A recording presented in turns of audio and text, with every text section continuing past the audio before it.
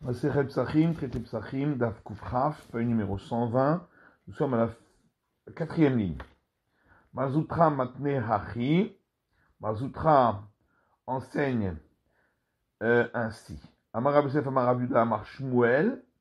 Rabbi Yosef dit au nom de Rabbi Yehuda, au nom de Shmuel. Maftiri Nachara Matzah Afikoman. On a le droit de conclure, après avoir mangé le pain azim, avec un dessert. Nemam Besayale. Va-t-on dire que notre Mishnah est un appui à son enseignement, puisque dans notre Mishnah, il est écrit on n'a pas le droit de conclure après avoir mangé le sacrifice pascal avec un dessert, de l'eau, ce qui voudrait donc dire que c'est uniquement après le sacrifice pascal qu'on n'a pas le droit de conclure avec un dessert, mais après manger le pain azim, comme de nos jours où il n'y a plus de sacrifice pascal, on aurait le droit de conclure par un dessert. L'homme Ibayakama. La Gemara dit non. La Mishnah, elle veut dire que la question ne se pose pas. L'homme Ibayakama de l'onafishtame. La question ne se pose pas que après avoir mangé le pain azim, c'est sûr qu'on ne doit pas manger ensuite, parce que le goût de pain azim n'est pas très fort, et donc on va perdre le goût en mangeant autre chose ensuite. Abalacha Pessah, mais après avoir mangé le sacrifice pascal et malo, j'aurais pu croire que non, on pourrait manger parce que son goût est fort. Comment je parle là, c'est pourquoi la Mishnah vient apprendre que même après le sacrifice pascal, on n'a pas le droit de manger. Métivé, alors on objecte à cet enseignement à partir d'une braïta qu'il y a Soufgenin, les pains à pâte molle, Ve'adouf Shenin, et les pains qui sont frits dans le miel, Vaïskritin, ainsi que les gaufres, on peut se remplir le ventre avec, mais à condition, à la fin, de manger le volume d'une olive de pain azim. Donc j'en déduis uniquement à la fin, mais pas au début. Donc on n'a pas à manger après. L'homme ibayakama. Là aussi, on peut dire qu'on est venu dire que la question ne se pose pas. L'homme ibayabarishona, des kachil et avon. La question ne se pose pas qu'on peut manger au début, parce que on mange les pains azim avec appétit. Mais si on mange à la fin, peut-être qu'on risquerait de le manger de manière forcée. Et malo, j'aurais pu croire qu'on ne doit pas. Comme Ashpana, on vient apprendre qu'on peut même manger à la fin, ce qui n'empêcherait pas de manger au début. Amar Rava Matzah Bismanazé d'Oraita. Rava dit l'obligation de manger le pain azim, le soir de la Pâque de nos jours, est une obligation de la Torah. Au maror de Rabbanan. Mais celle de manger les herbes amères, c'est d'ordre rabbinique. Pourquoi est-ce différent pour les herbes amères d'Erti? Parce qu'il est écrit al Matzotum Rorim, qu'on doit accompagner le sacrifice pascal avec les pains azim et les herbes amères. Et donc, uniquement lorsqu'il y a le sacrifice pascal, il y a l'obligation de manger les herbes amères. Mais lorsqu'il n'y a pas le sacrifice pascal comme de nos jours, les camarors, il n'y aurait pas d'obligation de la Torah de manger les herbes amères. Matzanemi, alors pour les pains azim aussi, haketiv al matzot ou morim, puisque c'est écrit avec des pains azim et des herbes amères. La Gemara répond Matzah mihader hadarbeka. Le verset a répété une seconde fois l'obligation de manger les pains azim. Ba'eret tochlu matzot, en disant le soir vous mangerez les pains azim, pour dire que même lorsqu'il n'y a pas de sacrifice pascal, on doit manger les pains azim. Rav Chaba Yaakov Amar, Rav Chaba Yaakov lui dit echadze ve'echadze de Rabbanan. Que ce soit l'un ou l'autre, les pains azim ou les herbes amères, c'est une obligation uniquement d'ordre rabbinique de nos jours. Et là, ah, mais pourtant, on a inversé, au soir, vous mangerez les pains azim. Ce verset, c'est pour celui qui était impur, ou qui était au loin, qui n'a pas pu offrir sacrifice pascal. J'aurais pu croire qu'à partir du moment où il ne mange pas le sacrifice pascal, il ne mangerait pas non plus pain azim et herbe amère. Kamashpana, on vient nous apprendre qu'il doit lui manger. Mais de nos jours où il n'y a pas du tout de sacrifice pascal, il n'y a plus d'obligation d'après la Torah. Rava Amalecha, alors que Rava lui te dit, pour celui qui est impur ou qui était au loin, il n'y a pas besoin de verser. Parce qu'ils ne sont pas moins que celui qui n'est pas circoncis ou celui qui est devenu étranger à la Torah en s'adonnant à l'idolâtrie. Et Tanya, comme c'est marqué dans une braïta, c'est écrit dans le verset, tout incirconcis ne mangera pas de lui. De lui, le sacrifice pascal, il ne doit pas manger. Par contre, il doit manger les pains azim et les herbes amères. Donc pareil pour celui qui est impur ou celui qui est au loin. Vidar, alors que l'autre, Yaakov lui dit, on a besoin d'écrire pour l'un et pour l'autre, on a besoin des deux. Parce qu'on aurait pu croire que c'est seulement celui qui est incirconcis ou celui qui s'est adonné à l'idolâtrie, parce que lui n'a pas la possibilité de faire la deuxième Pâque. Alors que celui qui était impur ou celui qui était au loin, lui a la possibilité de faire la deuxième Pâque, il mangera les pains azim et les herbes amères. Donc j'aurais pu croire qu'il n'a pas besoin de manger pains azim et herbes amères la première Pâque. C'est pourquoi on a besoin d'un verset pour dire que si. Dernier qui va Rava, on a une braïta qui dit le même enseignement que celui de Rava. C'est écrit dans la braïta, il y a un verset qui dit 6 jours tu mangeras les pains azim, et le 7e jour sera une fête solennelle pour l'Éternel ton Dieu Tout-Puissant. De là on apprend de la même manière que le 7e jour, il n'y a donc pas d'obligation de manger des pains azim, comme on le voit d'ici. Les 6 premiers jours non plus. Maïtama, pourquoi on dit ainsi? Parce que le 7e jour faisait partie, était englobé dans l'obligation de manger les pains azim, puisque c'est marqué dans un autre verset, 7 jours vous mangez les pains azim. Puisqu'il est sorti ici de cet ensemble, les lamed, pour apprendre que lui, il n'a pas l'obligation, il n'est pas venu que pour lui-même, et la lamed a kelal kuloyetza. Il est venu pour dire que l'ensemble de qui était englobé avec lui aussi suivra le même enseignement et il n'y aura pas l'obligation de manger pazim. J'aurais pu croire que la première nuit aussi, il n'y a pas d'obligation de manger pazim.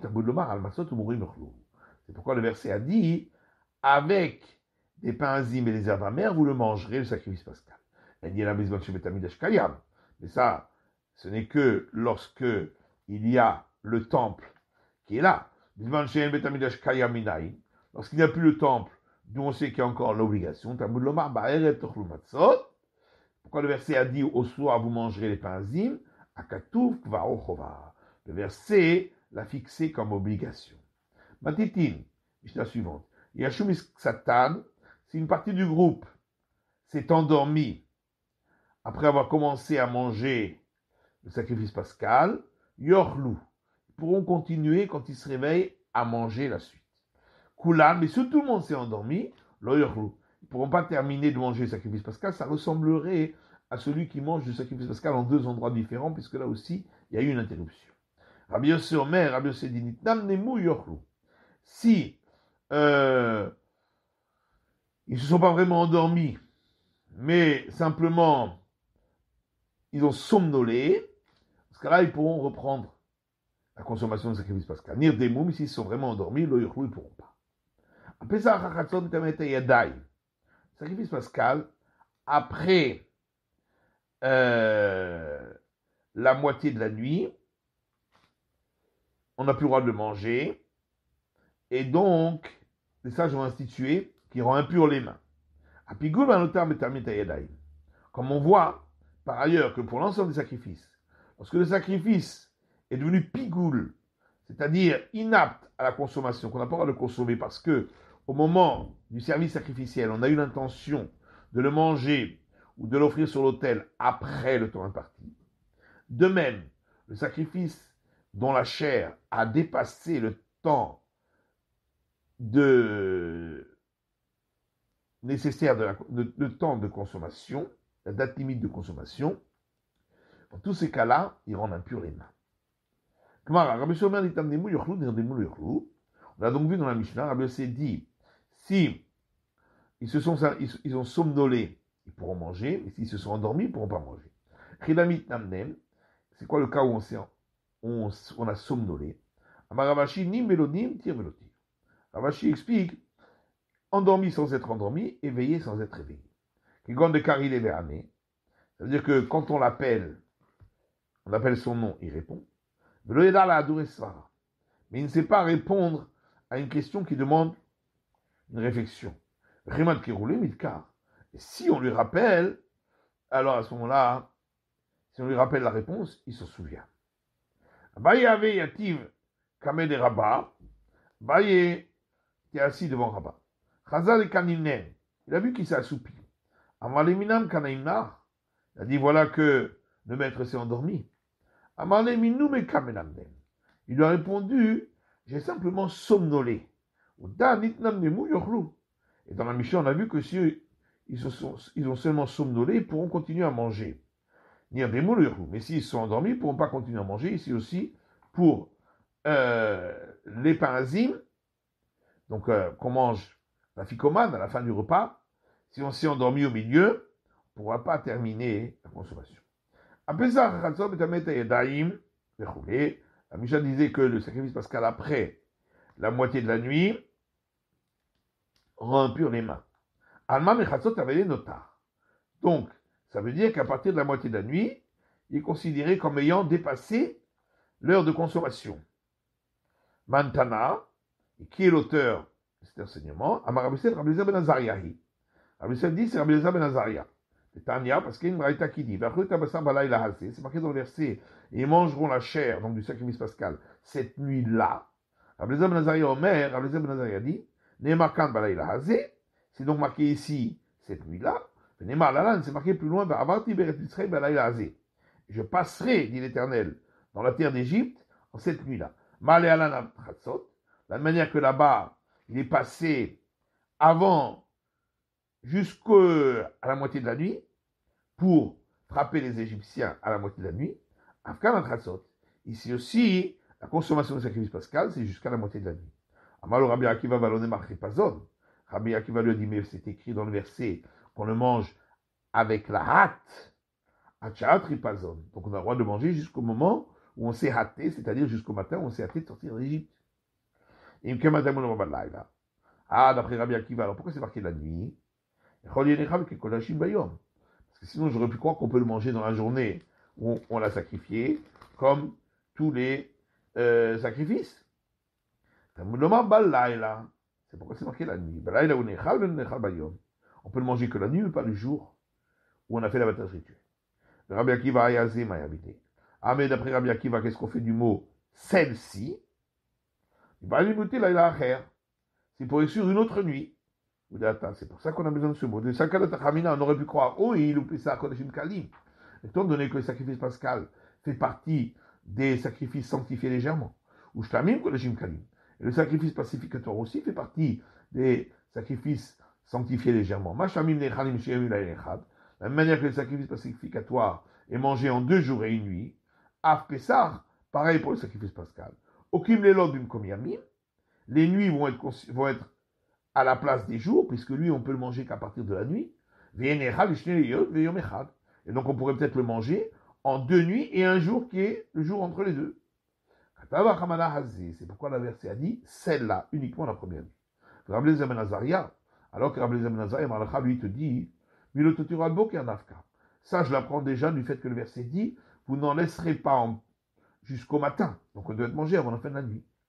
Mais Rabbi Akiva et Rabbi Akiva lui te dit, si le verset n'avait pas écrit celle-là, j'aurais pu quand c'est marqué jusqu'au matin, ça veut dire jusqu'au second matin. Rabbi Eliezer lui te dit, chaque fois que le verset dit au matin, il s'agit du premier matin. Rabba dit, celui qui a mangé de nos jours le pain azim après la moitié de la nuit, Rabbi Eliezer ben Azaria, d'après Rabbi Eliezer ben Azaria, il n'est pas quitte de son obligation. Pshita, c'est évident, de quel moment il cache les Pessah, puisque manger les pains azim a été juxtaposé avec l'obligation de manger le sacrifice pascal, qu'elle fait ça d'amis. Donc c'est comme le sacrifice pascal, c'est que jusqu'à la moitié de la nuit. Oui, mais j'aurais pu croire que le verset l'a ressorti de la juxtaposition, puisque le verset a répété une autre fois qu'on doit manger les parazim sans juxtaposer au sacrifice pascal. Kamash Parlan, c'est pourquoi on vient nous apprendre. C'est